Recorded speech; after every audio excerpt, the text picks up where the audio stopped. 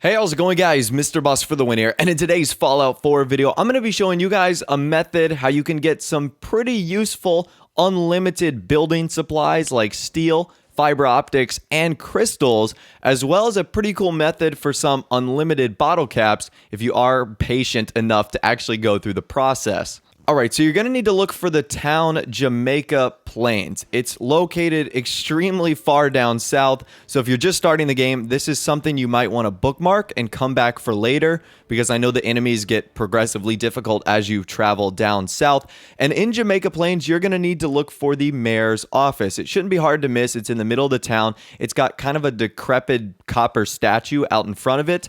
Now, you might notice that in Jamaica Plains, there are a ton of ghouls, so you might want to deal with those guys first. They're going to be inside the building, all around the building. They're so annoying. They destroyed almost 90% of my power armor. And then you're going to need to look for the basement of the Jamaica Plains mayor's office. It should be like the only place you can go. There's no upstairs. There's only a downstairs. So really just go into the basement, and then from there, it's going to be a pretty linear path towards where you need to go. So in the basement, there's actually a master lock that will allow you to bypass all the stuff we need in order to create this unlimited building supplies and bottle caps. So if you have master lock, congratulations like I do, but do not do this method. You need to go around the long way.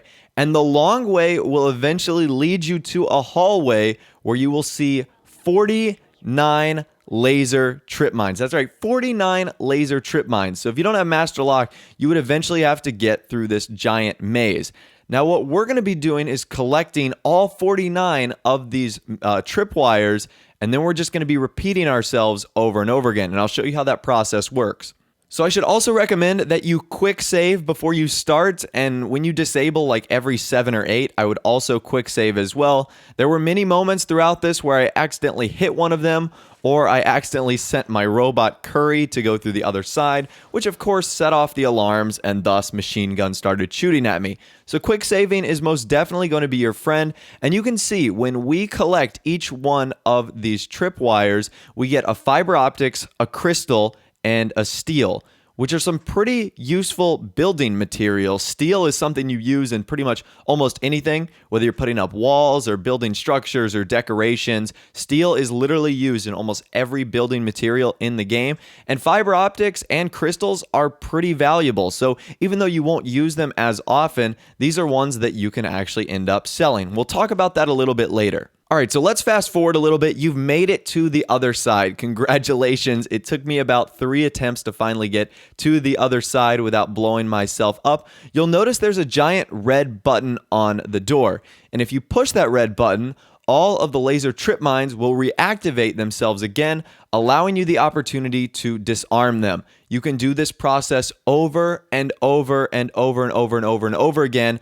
There's an unlimited supply. So I've seen some videos talking about unlimited supplies of things where really it depends on you getting all the materials and creating stuff. This is truly an unlimited supply because you can hit that red button as many times as you want, and those tripwires are going to come back, and they're going to provide you with the exact same amount of material of steel, fiber optics, and crystals. So while this process might be a little bit tedious than the other ones, it is still pretty useful. And I actually did the rough math on how much or how many bottle caps you would get.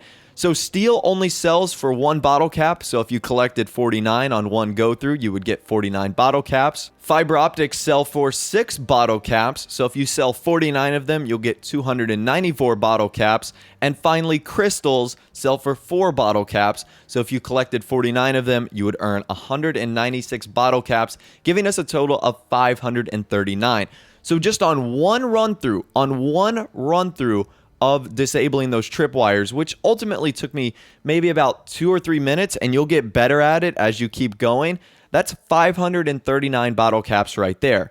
So let's say you can do one run in about, we'll call it 3 minutes roughly. You could do 10 times in 30 minutes, meaning if you did 539 times 10, that would give you over 5,000 bottle caps in about 30 minutes once you go to a vendor and hypothetically sell all that material. So I think this is really cool. Once again, you can use this for an unlimited bottle cap method, or you can use this to get some pretty great building materials like steel, which is something that I frequently run out of a lot. And the fiber optics and the crystals are a nice bonus as well. So let me know what you think about this method in the comment section down below. If it was helpful for you, definitely drop a like rating on the video. That would be awesome. And of course, subscribe to my YouTube channel if you are new or you like daily Fallout 4 videos like this. With all the way, guys, like I said, thanks for watching. Take care, and I'll see you guys in the next video.